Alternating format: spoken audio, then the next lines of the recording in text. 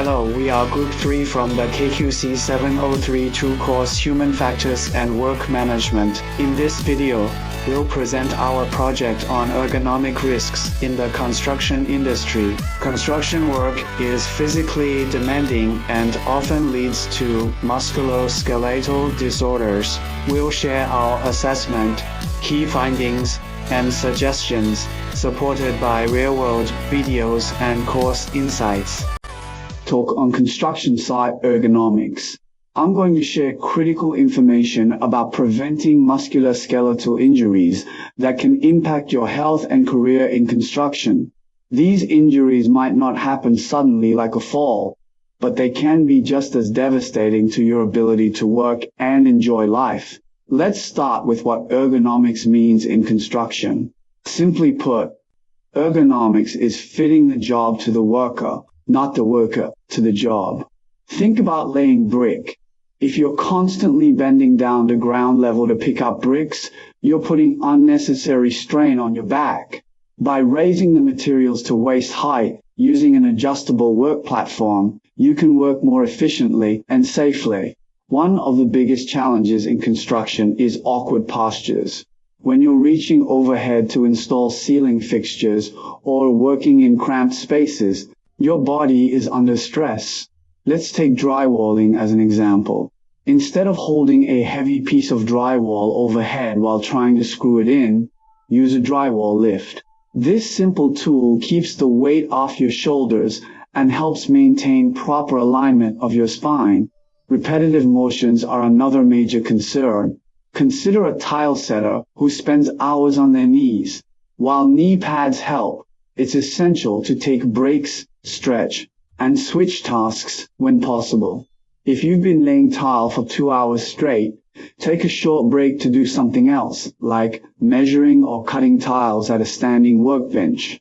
Heavy lifting remains one of the leading causes of injury in construction. Remember this golden rule: if it's too heavy, get help or use equipment. For instance, instead of trying to carry that 94-pound bag of cement by yourself, use a hand truck or dolly. When you do need to lift, keep the load close to your body, bend at your knees, not your waist, and avoid twisting movements. Here's a practical tip about tool selection. Using the right tool for the job isn't just about getting the work done, it's about protecting your body. Power tools with vibration dampening features can reduce the risk of ham-arm vibration syndrome. If you're using a hammer drill frequently, choose one with an auxiliary handle for better control and less strain on your wrists. Let's talk about early warning signs of ergonomic injuries. If you're experiencing numbness, tingling, or pain that doesn't go away overnight, don't ignore it. These symptoms often start small, but can develop into serious conditions if left unchecked. For example, that slight wrist pain from repeatedly using a screwdriver could develop into carpal tunnel syndrome if you don't address it early. Temperature also plays a role in ergonomics.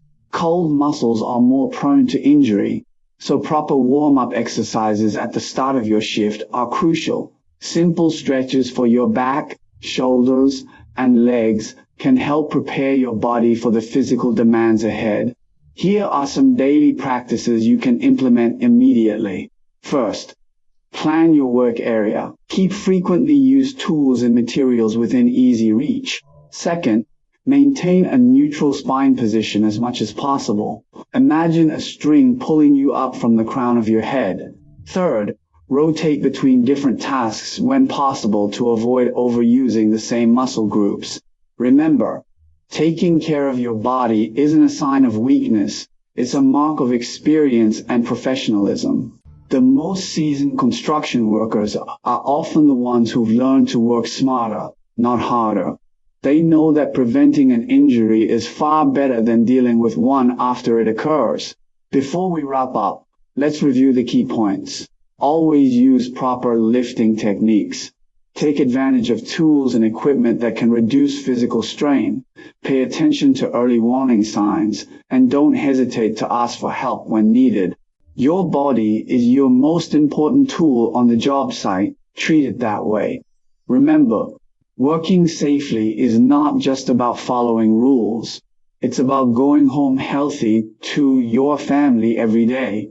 Did you know that in 2020, a study conducted by the Associated Builders and Contractors found that daily safety toolbox talks lead to a remarkable 82% reduction in total recordable incident rates compared to those conducted monthly? The study shows that the frequency of toolbox talks directly correlates with incident rates. Consistent safety toolbox talks lead to less accidents, which is why many companies this year are using Safely EO to create and schedule these talks weeks and months in advance, so your team will be consistently reminded of the job hazards and safety protocols. You get access to Safely EO's Toolbox Talk library that comes with hundreds of text-based and video-based toolbox talks that covers any industry. The Toolbox Talk app makes it easy for your employees and supervisors to consume safety talks from their own mobile devices